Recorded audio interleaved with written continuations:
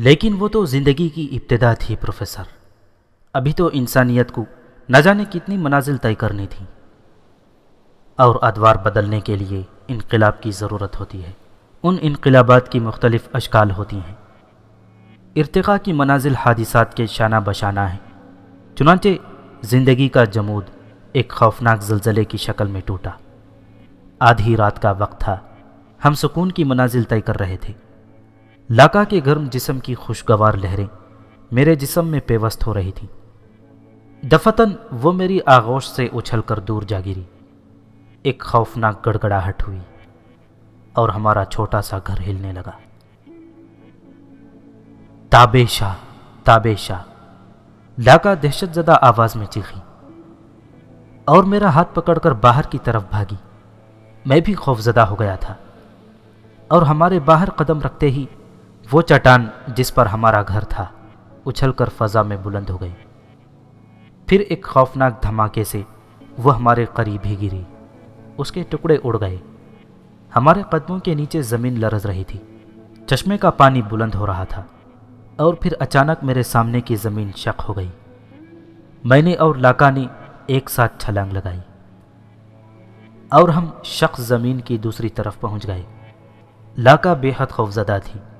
اس نے میرا ہاتھ پکڑ کر دوڑنا شروع کر دیا۔ زلزلہ بے حد خوفناک تھا۔ پہاڑ ریزہ ریزہ ہو رہے تھے۔ نئی نئی چٹانیں زمین سے بلند ہو رہی تھیں، اور ہم دوڑ رہے تھے، نئی ابھرنے والی چٹانوں سے بچتے ہوئے، خوفناک گہرائیوں سے سنبھلتے ہوئے، جو اچانک ہمارے قدموں کے نزدیک نمودار ہو جاتی تھیں۔ اکثر چٹانیں اس انداز میں ابھرتیں کہ ہم ان کے ساتھ ساتھ بلند ہو جاتے، اور ان سے بچنے کے لیے ہمیں ان پر سے چھلانگیں لگانا پڑتی۔ لاکا اب دہشت سے چیخ رہی تھی، اور اس کی چیخیں مجھے پریشان کر رہی تھی۔ دوڑنے والوں میں ہم تنہا ہی نہ تھے۔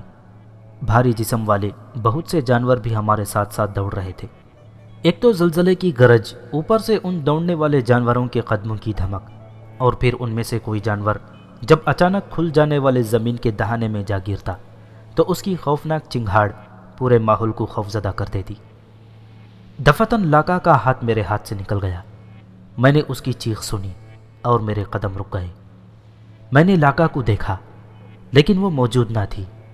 البتہ میرے پیچھے ایک گہری دراڑ نظر آ رہی تھی، جو اتنی چوڑی تھی کہ اسے عبور کرنا ناممکن تھا، اور جو اتنی گہری تھی کہ اس کی گہرائیوں میں نگاہ نہیں پہنچ سکتی تھی۔ لاکا! میں نے چیخ کر اسے پکارا، لیکن جب اس کا جواب نہ ملا تو میں آگے بڑھ گیا۔ مجھے یقین ہو گیا تھا کہ لاکا اب ان گہرائیوں سے واپس نہیں آئے گی، لیکن رنج و غم جیسی کوئی چیز میرے سینے میں نہیں تھی۔ میں آگے بڑھ گیا اور خود کو ان گہرائیوں سے بچانے لگا۔ تب زلزلے کی گڑگڑاہٹ کم ہوئی، زمین کی تھر تھراہٹ مدھم پڑنے لگی۔ جانوروں نے دوڑنا بند کر دیا، اور میرے قدم بھی سست پڑ گئے۔ میں رک کر چاروں طرف دیکھنے لگا۔ تاریکیاں چھٹ رہی تھیں، دور سے روشنی نمودار ہو رہی تھی۔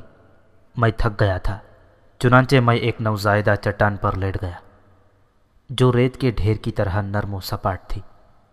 دونوں ہاتھ سر کے نیچے رکھ کر میں نے نمودار ہوتی ہوئی روشنی کی طرف دیکھا۔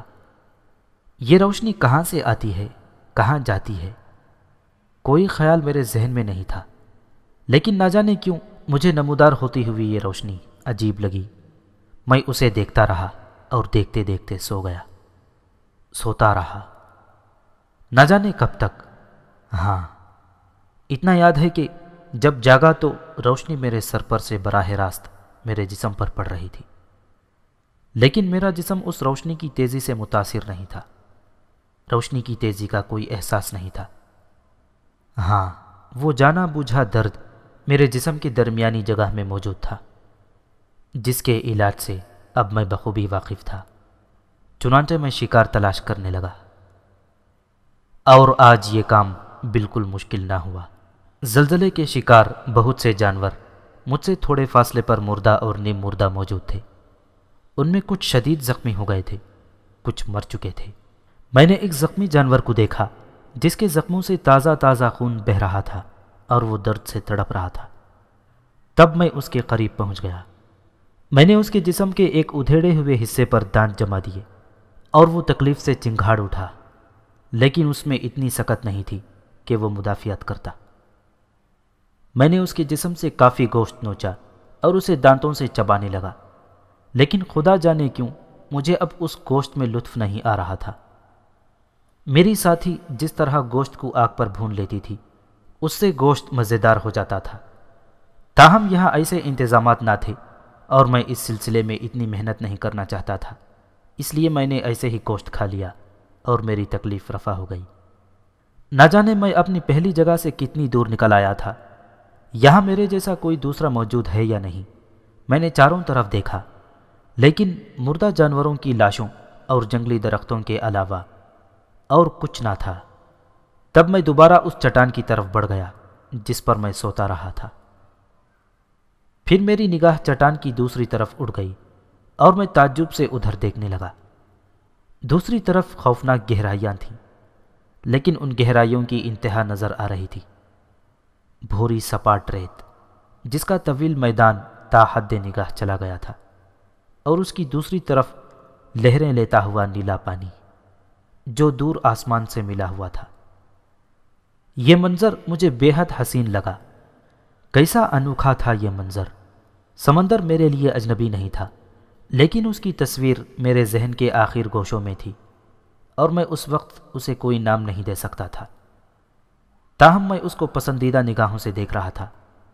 میں نے ان گہرائیوں میں پہلا قدم رکھا، لیکن پہلا قدم رکھتے ہی میرے کانوں میں ایک عجیب سا شور گونج اٹھا، ایک خوفناک شور۔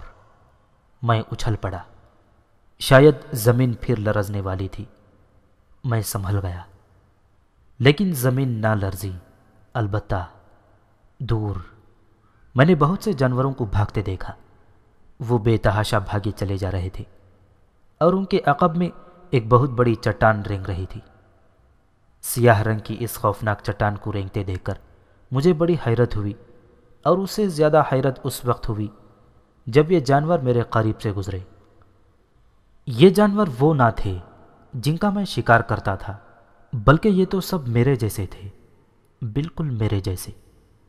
ان کے ہاتھوں میں پتھر کے ہتھیار تھے، لیکن وہ خوفزدہ ہو کر بھاگ رہے تھے، اور سیاہ چٹان ان کے پیچھے رینگتی ہوئی ان کی طرف بڑھ رہی تھی۔ چند دوڑتے ہوئے جانوروں نے میری طرف بھی دیکھا۔ شاید انہیں تعجب تھا کہ میں ان کی طرح خوفزدہ کیوں نہیں ہوں، اور پھر جب انہوں نے مجھے دوڑتے نہ دیکھا تو ان میں سے ایک نے میرا ہاتھ پکڑ لیا اور مجھے دھکیلنے لگا۔ میں اس کا مقصد سمجھ گیا تھا، چنانچہ نہ جانے میرے ذہن میں کیا آیا کہ میں نے بھی دوڑنا شروع کر دیا۔ اب میں انہی کے انداز میں ان کے ساتھ بھاگ رہا تھا، اور تھوڑی دیر کے بعد پتھروں کی ایک اونچی دیوار کے نزدیک پہنچ گئے۔ اس دیوار میں چھوٹے چھوٹے سوراخ تھے، سب ان سوراخوں میں گھس گئے۔ یہ سوراخ اندر سے کافی کشادہ تھے اور ان میں عجیب سی روشنیاں بھری ہوئی تھیں۔ یہ روشنیاں پتھروں کے گڑھوں میں سے آ رہی تھیں، اور روشنیوں کے نزدیک چھوٹے چھوٹے جاندار اور لاکا جیسی عورتیں بیٹھی ہوئی تھیں۔ چھوٹے جاندار ان کے سینوں سے لپٹے ہوئے تھے اور سینے پر ابھرے ہوئے کوہانوں کو چوس رہے تھے۔ میں تعجب سے یہ مناظر دیکھتا رہا۔ اس وقت وہ لوگ خوفزدہ تھے، اس لیے اپنے درمیان ایک اجنبی پر انہوں نے توجہ نہ دی۔ وہ پتھر کے بڑے بڑے ٹکڑے ان سوراخوں میں پھنسا رہے تھے۔ میری سمجھ میں کوئی بات نہیں آ رہی تھی۔ دفتن میرے کانوں میں ایک دلدوز چیخ ابھری اور میں چونک پڑا۔ یہ چیخ لاکا سے مشابہ تھی۔ لاکا میرے منہ سے اچانک نکل گیا۔ بینی بینی، میرے قریب بیٹھا ایک بوڑھا بول پڑا۔ لاکا، میں نے اس کی طرف دیکھا۔ بینی بینی، اس نے خوفزدہ انداز میں سوراخ کی طرف اشارہ کیا۔ میں نے سوراخ کی طرف دیکھا۔ اس سوراخ کو بھی پتھر کے بڑے ٹکڑے سے بند کر دیا گیا تھا۔ نہ جانے میرے ذہن میں کیا آئی کہ میں اٹھ کر سوراخ کی طرف بڑھ گیا۔ میں نے سوراخ کا پتھر ہٹایا اور باہر نکل گیا۔ سیاہ متحرک چٹان زیادہ دور نہ تھی۔ میں نے پہلی بار اسے قریب سے دیکھا۔ وہ چٹان نہیں تھی، وہ تو کوئی جانور تھا جو اپنے سیاہ خول سے گردن نکال نکال کر اپنے قریب کسی ننھی سی شے پر لے جاتا، اور ننھی سی شے اچھل کر دور ہٹ جاتی۔ میں نے اس ننھی سی شے کو دیکھا۔ وہ شے کم از کم میرے برابر تھی اور لاکا جیسی تھی۔ تیز چیخیں اسی کے منہ سے نکل رہی تھیں۔ میری آنکھوں میں لاکا گھوم گئی اور میں تیزی سے اس کی طرف بڑھا۔ وہ اچھل اچھل کر سیاہ شے کی گردن سے بچنے کی کوشش کر رہی تھی اور سیاہ شے بار بار گردن بڑھا کر اسے اپنے منہ میں پکڑنے کی کوشش کر رہی تھی۔ میں جانوروں کے شکار سے واقف تھا، گو میرا پتھر کا ہتھیار میرے پاس نہیں تھا، لیکن دوسرے خوفناک اور نوکیلے پتھر چاروں طرف بکھرے پڑے تھے۔ میں نے ان میں سے ایک لمبا نوکیلا پتھر اٹھا لیا اور پھر میں تیزی سے اس سیاہ شے کے نزدیک پہنچ گیا۔ وہ میری طرف سے غافل بدستور اس خوبصورت مخلوق پر حملے کر رہی تھی۔ میں اس کی گردن کے نزدیک پہنچ گیا اور پھر میں نے اس کی گردن پر پوری قوت سے وار کر دیا۔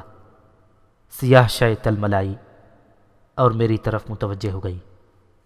اس کے سر کے حصے پر دو بڑی بڑی آنکھیں تھیں جو انگاروں کی طرح دیکھ رہی تھی۔ اس نے لڑکی کی طرف سے توجہ ہٹا کر میری طرف مبذول کر دی، لیکن میں اس کے لیے ترنے والا نہیں تھا۔ میں نے بہت جلد محسوس کر لیا کہ وہ خوفناک جانور تیزی سے اپنی گردن کو حرکت دے سکتا ہے اور اسے اپنے پہاڑ جیسے جسم کو حرکت دینے کے لیے گردن سمیٹنی پڑتی تھی۔ اس کا جسم ناقابل تسخیر ضرور ہے، لیکن اس کی گردن پر قابو پانا بڑی بات نہیں ہے۔ چنانچہ میں پھرتی سے پینترے بدل بدل کر اس کی گردن پر وار کرنے لگا۔ میرے ہر وار پر سیاہ جانور تلملا جاتا تھا، لیکن وہ میرا کچھ نہ بگاڑ سکتا تھا۔ دفتن مجھے کچھ خیال آیا اور اس بار میں نے اس کی آنکھ کا نشانہ لیا اور پھر میرے ہاتھ کا نوکیلا پتھر پوری قوت سے اس کی آنکھ میں پیوست ہو گیا۔ پچاک کی آواز آئی اور اس کے ساتھ ہی اس جانور کا منہ کھل گیا۔ ایک تیز اور خوفناک دہاڑ سنائی دی اور جانور نے اپنی گردن اپنے جسم میں داخل کر لی۔ پھر اس کا چٹان جیسا جسم پیچھے سرکنے لگا۔ وہ بہت تیزی سے پیچھے جا رہا تھا۔ میں نے کچھ اور پتھر اٹھا لیے اور اس کے جسم پر مارنے لگا۔ ان ضربات سے گھبرا کر وہ تیزی سے پیچھے ہٹا اور پھر پلٹ کر اس برق رفتاری سے بھاگا کہ میں حیران رہ گیا۔ میرا خیال باطل تھا کہ وہ تیز دوڑ نہیں سکتا، اور اسی وقت سوراخوں سے شور ابل پڑا۔ چیختے چلاتے لوگ باہر نکل آئے اور اب وہ بھی میری طرح سیاہ جانور پر سنگ باری کر رہے تھے۔ ان میں وہ بھی شامل تھی جو جانور کے چنگل میں پھنس گئی تھی، یہاں تک کہ جانور پانی میں گھس گیا اور پھر وہ سمندر کی گہرائیوں میں بیٹھ گیا۔ پتھر مارنے والے رک گئے تھے۔ ایک لمحے کے لیے سکوت رہا اور ایک بار پھر وہ شور مچانے لگے۔ ان کے منہ سے ایک آواز نکلی، ہاناکو ہاناکو، اور پھر سب ہاناکو ہاناکو چیختے ہوئے میرے گرد ناچنے لگے۔ بعد میں مجھے اس لفظ کے معنی معلوم ہوئے۔ وہ مجھے فاتح شکار کرنے والا کہہ رہے تھے۔ پھر چند ایسے لوگ جن کے بال بہت بڑے ہوئے تھے میرے پاس آئے اور ان میں سے ایک نے کہا، کوبے کوبے، لیکن یہ بات میری سمجھ میں نہیں آئی تھی۔ تب اس نے میرے سینے پر ہاتھ رکھ کر کہا، کوبے۔ میں اس کی بات سمجھنے کی کوشش کر رہا تھا۔ تب وہ اپنے سینے پر ہاتھ رکھ کر بولا، آتام آتام۔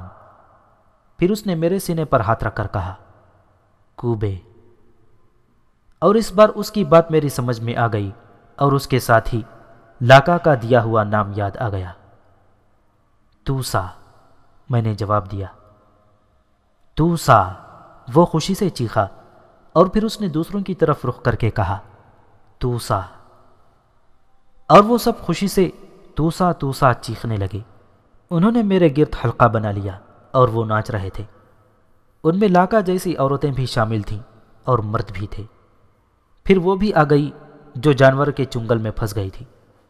وہ بالکل میرے قریب پہنچ گئی۔ اس کے ہاتھوں میں خوبصورت پتھروں کی ایک مالا تھی جو اس نے اظہار عقیدت کے طور پر میری گردن میں ڈال دی، اور ایک دم سب لوگ خاموش ہو گئے۔ وہ مجھ سے دور دور ہٹ گئے۔ صرف وہی لڑکی میرے پاس تھی۔ مالا ڈالنے کے بعد اس نے اپنے سر کے لمبے خوبصورت بالوں میں سے چند بال توڑے اور انہیں ایک لچھے کی شکل میں موڑنے لگی۔ پھر اس نے وہ بال میری مالا میں باندھ دیے۔ اس طرح پروفیسر، اس نے مجھے اپنا مالک تسلیم کر لیا تھا، یا موجودہ زبان میں آپ اسے میری بیوی سمجھ سکتے ہیں۔ وہ رک گیا اور پھر اس نے مسکراتے ہوئے فروزہ اور فرزانہ اور پھر پروفیسر کی طرف دیکھا۔ شریف لڑکیوں، کیا تم میری داستان سے اکتاہٹ محسوس کر رہی ہو؟ لیکن ٹھہرو، میرا خیال ہے کہ تم بیٹھے بیٹھے تھک گئے ہوگے۔ آؤ چہل قدمی ہو جائے۔ تمہاری داستان ایک تاریخ ہے نوجوان، ہو سکتا ہے تم وقت کے بڑے محقق ہو، اور یہ تاریخ اب دنیا کی نگاہوں سے پوشیدہ نہیں ہے۔ دور کی تفصیل بہت سے لوگوں نے لکھی ہے، البتہ تمہاری داستان اس سے دلکش ہے کہ تم خود کو اس کا ایک کردار بنا کر پیش کر رہے ہو۔ اگر تم مجھے معاف کر دو نوجوان، تو میں کہوں گا کہ حقیقت میں تم ایک بے مثال داستان گو ہو، اور تمہاری داستان گوئی انسانی اذہان کو بے شک اس ماحول میں لے جاتی ہے جس کی کہانی سنائی جا رہی ہو۔ حقیقت کیا ہے یہ تو تم ہی جان سکتے ہو۔ پروفیسر قادر نے صاف گوئی سے کہا، میں تم سے بے اعتباری کی شکایت نہیں کروں گا مدبر۔ ہاں، وقت تمہیں میری سچائی کا ثبوت خود دے گا، اور ایک دن تم اپنی زبان سے کہو گے کہ میرا ایک ایک لفظ درست ہے۔ اس نے مسکراتے ہوئے کہا۔ وہ سب اس کمرے سے نکل آئے اور اس پراسرار عمارت کے اس کھلے ہوئے حصے میں آ گئے۔ اس خوشنما حصے کو پروفیسر قادر پہلے دیکھ چکا تھا۔ اس وقت موسم کے لحاظ سے علاقہ اور حسین ہو گیا تھا۔ وہ سرسبز گھاس پر بیٹھ گئے۔ پروفیسر قادر نے کہا، اس غار سے باہر دوسری طرف بے پناہ حشرات الارض ہیں، کیا وہ رینگ کر یہاں نہیں آ سکتے؟ یہ پراسرار دنیا میری صدیوں کی تحقیق ہے، میں نے اسے مکمل کرنے میں بڑی محنت کی ہے۔ ہر بار جب میں یہاں آرام کرنے آتا ہوں تو ضرورت کے مطابق تبدیلیاں کر لیتا ہوں۔ حشرات الارض یہاں نہیں پھٹک سکتے، ان کے لیے ایک حصار قائم کر دیا گیا ہے۔ اس حصار میں وہ داخل ہونے کی کوشش کریں گے تو تڑپ تڑپ کر مر جائیں گے۔ زلزلے اس دنیا پر اثر انداز نہیں ہو سکتے، کیونکہ اس صورت میں یہ پہاڑیاں نرم ربڑ کی ثابت ہوں گی۔ میں تمہیں دنیا کا سب سے زیادہ ذہین اور پراسرار سائنسدان کہہ سکتا ہوں، پروفیسر نے تعریفی لہجے میں کہا۔ ہم کہانی سننے کے لیے بے چین ہیں مسٹر، فروزہ نے کہا، اور وہ مسکرا کر اسے دیکھنے لگا۔ پھر اس نے ایک گہری سانس لی اور بولا، اس کا نام بینی تھا۔ دنیا بہت سمٹی ہوئی تھی، چھوٹے چھوٹے انسانی گروہ قریب قریب رہتے تھے، لیکن ایک دوسرے سے ناواقف تھے۔ وہ اپنی دنیا خود تک محدود سمجھتے تھے۔ ان میں سے کچھ ابھی دنیا اور اس کی ضرورتوں سے نابلد تھے، کچھ جو عقل کا استعمال سیکھتے جا رہے تھے ابھی ضروریات پوری کرنے میں غیر محسوس انداز میں کامیاب ہوتے جا رہے تھے۔ ارتقاء کا عمل جس تیزی سے اس دور میں طے ہوا، اس کے بعد بہت سست پڑ گیا۔ ان لوگوں نے ایک ضابطۂ حیات بنا لیا تھا۔ وہ عورت اور شکار کے لیے لڑتے جھگڑتے نہیں تھے۔ وہاں سرداری نظام رائج تھا۔ جو سب سے عقل مند، سب سے طاقتور ہوتا، اسے دوسروں سے افضل تسلیم کر لیا جاتا۔ اسی کے ایما پر اجتماعی شکار ہوتا، سب میں تقسیم ہوتا، عورتیں باقاعدگی سے تقسیم ہو جاتی، اور ایک وقت میں ایک ہی شخص اسے استعمال کر سکتا تھا۔ اس میں عورت کی پسند بھی قبول کی جاتی۔ ویسے اس وقت پسند کا کوئی معیار نہیں تھا۔ کچھ رسومات بھی ایجاد ہو گئی تھیں جو میرے ساتھ بھی ادا کی گئیں۔ مجھے سمندر کے پانی سے غسل دیا گیا، اور پھر میرے جسم پر جلنے والی چربی ملی گئی، جس سے میرا جسم چکنا اور چمکدار ہو گیا۔ یہ اس وقت کا سنگھار تھا۔ ان لوگوں نے چربی جلانے کا طریقہ دریافت کر لیا تھا۔ اس طرح آگ کو محفوظ رکھا جا سکتا تھا جو گوشت بھوننے اور روشنی رکھنے میں معاون ثابت ہوتی۔ پتھر کے ٹکڑوں میں گڑھے کر کے ان میں چربی بھر دی جاتی تھی، اور پھر یہ چربی آہستہ آہستہ جلتی رہتی تھی، جس سے ان کے غاروں میں روشنی رہتی تھی۔ چربی مل کر میرے جسم پر رنگین مٹی سے نقش و نگار بنائے گئے، اور پھر مجھے ایک چھوٹا سا غار عنایت کر دیا گیا۔ یہ سب کچھ انہوں نے میری اس خدمت کے اعتراف میں کیا تھا جو میں نے سیاہ جانور کو اذیت دے کر بھگانے میں انجام دی تھی، اور پھر بینی کو میری خلوت میں بھیج دیا گیا۔ چمکدار بینی کے جسم کی لذت لاکا اور میری پہلی ساتھی لڑکی سے کہیں زیادہ تھی۔ وہ پرجوش لڑکی مجھ سے بہت متاثر تھی، کیونکہ میں نے اس کی زندگی بچائی تھی۔ میری راتیں پھر حسین ہو گئی تھیں۔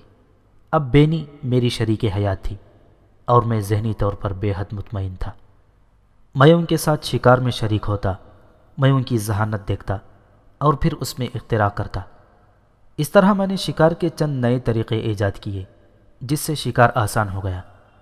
وہ سب بھی مجھ سے بے پناہ متاثر تھے۔ پھر ایک شام ہم سب ایک خوفناک لمبے سینگ والے گینڈے کا شکار کر رہے تھے۔ یہ طویل القامت گینڈا بہت خوفناک تھا اور اس بستی کا سردار پتھر کے ہتھیار لے کر اس کے سامنے ڈٹ گیا تھا، لیکن وہ گینڈے کو ہلاک کرنے میں ناکام رہا اور ایک بار گینڈے کا داؤ چل گیا۔ اس کا لمبا اور نوکدار سینگ سردار کے سینے میں اتر گیا اور سردار کا جسم اس کے سینے میں پھنس گیا۔ گینڈا اس کے جسم سے جان چھڑانے کے لیے بھاگ رہا تھا اور ہم اس کا پیچھا کر رہے تھے، لیکن سردار کا خون اچھل اچھل کر گینڈے کی آنکھوں کو دھندلا رہا تھا۔ چنانچہ ایک بار ٹھوکر کھا کر وہ گرا اور پھر سنبھل نہ سکا۔ ہم نے اسے شکار کر لیا، لیکن سردار مر چکا تھا اور میرے ذہن میں ایک خیال گردش کر رہا تھا، گینڈے کا یہ سینگ پتھر کے ہتھیار سے زیادہ مضبوط ہے۔ سردار کی لاش کو گینڈے کی سینگ سے نکال لیا گیا۔ لوگوں نے اسے حسب دستور ایک بڑے پتھر پر رکھ دیا اور شکار لے کر غاروں میں واپس آ گئے۔ دوسرے لوگ بھی اپنے اپنے شکار لے آئے تھے۔ چنانچہ شکار کا گوشت تقسیم ہوا، سب نے اسے آگ پر بھونا اور کھانے میں مصروف ہو گئے۔ بینی میرے ساتھ غار میں تھی، میں اور وہ گوشت لے آئے تھے اور میں نے خاص طور سے گینڈے کا سینگ اٹھا لیا تھا جسے میں ایک مؤثر ہتھیار بنانا چاہتا تھا۔ چنانچہ گوشت کھانے کے بعد میں بینی سے پیار و محبت کی باتیں کرنے کے بجائے گینڈے کے سینگ کو صاف کرنے لگا۔ میں نے اس کی نوک دیکھی اور خیال کیا کہ جس طرح یہ نوک سردار کے سینے میں اتر گئی تھی، اسی طرح یہ میرے ہاتھوں سے کسی بھی جانور کے سینے میں اتر سکتی ہے۔ میں نے گینڈے کے سینگ کے کنارے پر لگے ہوئے تمام گوشت کو دانتوں سے صاف کیا۔ اس سینگ میں میرا ہاتھ آسانی سے اندر تک چلا جاتا تھا۔ بینی دلچسپی سے میرے اس ہتھیار کو دیکھ رہی تھی، اور جب میں اس ہتھیار سے مطمئن ہو گیا تو میں نے اسے ایک طرف رکھ دیا۔ دوسرے دن بستی کے بوڑھوں نے سردار کے انتخاب کا فیصلہ کیا۔ اس روز ایک خاص انداز سے شکار کھیلا گیا، یعنی لوگ ٹولیوں میں بٹ کر شکار کھیلنے کے لیے نہیں گئے تھے بلکہ اجتماعی طور پر نکلے تھے۔ اور پھر سب سے پہلا جو شکار سامنے آیا وہ ایک طویل القامت بھینسا تھا جس کی ناک سے شعلے نکل رہے تھے۔ ایک قوی ہیکل آدمی کو اس کے شکار کے لیے بھیجا گیا اور وہ اپنا پتھر کا ہتھیار لے کر شکار کرنے گیا، لیکن بھینسا اس سے زیادہ طاقتور اور چالاک تھا۔ اس نے اطمینان سے قوی ہیکل جوان کو ہلاک کر دیا۔ میں نے اپنا نیا ہتھیار اپنے ہاتھ پر چڑھا لیا اور اسے استعمال کرنے کے لیے تیار تھا۔ بھینسا اپنے شکار کو ہلاک کر کے گروہ پر حملہ آور ہوا، لیکن ایسی خوفناک شکل میں بھی انہوں نے اسے اجتماعی طور پر ہلاک نہیں کیا بلکہ ایک آدمی کو اس کے مقابلے پر چھوڑ دیا گیا، لیکن وہ بیچارہ بھینسے کی ایک ٹکر کی بھی تاب نہ لا سکا تھا۔ میں نے محسوس کیا کہ گروہ فرار ہونے کی کوشش کر رہا ہے، کوئی بھی اس خونی بھینسے کے مقابلے میں نہیں آ رہا تھا۔ تب میں نے اپنے نئے ہتھیار کو آزمانے کا فیصلہ کیا اور گروہ کے فرار ہونے سے پہلے ہی بھینسے کی طرف لپکا۔ خونی بھینسا دو آدمیوں کو ہلاک کر کے اپنی طاقت کا اندازہ لگا چکا تھا۔ چنانچہ اس نے اپنے اس نئے مقابل یعنی مجھے بھی سینگوں پر رکھنے کی کوشش کی، لیکن میں نے پھرتی سے اس کا داؤ خالی دیا اور اپنا مضبوط ہتھیار اس کی پھسلیوں میں مارا۔ بھینسے کے لیے یہ ضرب غیر متوقع تھا، اس کی قدموں نے ٹھوکر کھائی اور اسی دوران میں نے دوسرا وار اس کے سینے کے نرم حصے پر کیا جہاں پھسلیاں نہیں تھیں۔ میرے مضبوط ہاتھ کی قوت اور پھر نوکدار سینگ، بھینسے کے سینے سے خون کا فوارہ بلند ہو گیا اور پھر میرے پے در پے واروں نے اسے ہلاک کر دیا۔ تب چاروں طرف سے توسا توسا کی آوازیں بلند ہونے لگیں اور اس طرح میں اس بستی کا سردار بن گیا، اور اب میری سربراہی میں شکار ہوتا اور میں ان کے مسائل کا حل کرنے والا بن گیا۔ اور پروفیسر، زندگی گزرتی رہی، ہم ترقی کرتے رہے۔ جانوروں کی ناکارہ ہڈیوں میں مضبوط ہڈیاں چھانٹ لی گئیں اور ان کے ٹیڑھے سیدھے لمبے ہتھیار بننے لگے۔ اب پورے گروہ نے پتھروں کے ہتھیار چھوڑ کر ہڈیوں کے ہتھیاروں کا استعمال شروع کر دیا۔ بینی بوڑھی ہو گئی، لیکن میں حیرت انگیز طور پر جوان تھا۔ میرے اندر کوئی تبدیلی نہیں ہوئی تھی۔ پھر ایک دن بینی بیمار ہو گئی۔ اسے بڑھاپے کی بیماری تھی اور وہ مر گئی۔ اس کی لاش ایک پتھر پر رکھ دی گئی۔ اب میں تنہا رہ گیا تھا۔ میرے سامنے پیدا ہونے والے بچے جوان ہوئے اور پھر بوڑھے ہو گئے، لیکن میں وہی تھا۔ میں ان لوگوں سے منفرد تھا اور اب مجھے ایک وسیع تجربہ تھا۔ میرا دل وہاں سے اکتا گیا۔ ان لوگوں کے ساتھ زندگی ایک محور پر قائم ہو گئی تھی، چنانچہ میں اس زندگی سے اکتا گیا تھا۔ پھر ایک شام میں نے اپنے مضبوط ہتھیار لیے اور ان سے جدا ہو گیا۔ میں سمندر کے کنارے کنارے سفر کرنے لگا۔ مجھے کسی نئی دنیا کی تلاش تھی۔ سورج ڈوبتے رہے، چاند ابھرتے رہے اور میں سفر کرتا رہا۔ اور ایک صبح میں نے اپنے گرد و پیش کا جائزہ لیا تو میں ایک خوبصورت اور سرسبز وادی میں کھڑا تھا۔ چاروں طرف درخت جھوم رہے تھے اور ان درختوں پر عجیب سے گھونسلے بنے ہوئے تھے، اور ان گھونسلوں میں میرے جیسے بے شمار انسان موجود تھے۔ میں اس نئی دنیا کو دیکھ کر بہت خوش تھا۔ دور تک تا حد نگاہ سمندر ٹھانٹے مار رہا تھا۔ روشنی نکلتے ہی درختوں پر موجود انسان نیچے اتر آئے۔ انہوں نے مجھے دیکھا اور قہقہے لگانے لگے۔ میں بھی انہیں غور سے دیکھ رہا تھا۔ ان لوگوں نے درختوں کے چوڑے پتوں سے جسم کے وہ حصے ڈھکے ہوئے تھے جو پوشیدہ اعضاء میں شمار ہوتے ہیں۔ یہ تہذیب سے قریب کے انسان تھے۔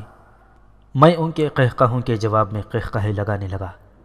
میں نے ان سے دوستی کی خواہش ظاہر کی اور انہوں نے مجھے دوست تسلیم کر لیا۔ مجھے ایک درخت پر لے جایا گیا۔ مجھے درخت پر چڑھنا آتا تھا، چنانچہ چند انسانوں نے مجھے درخت پر چڑھایا اور میں ان کے مکان کو دیکھ کر حیران رہ گیا۔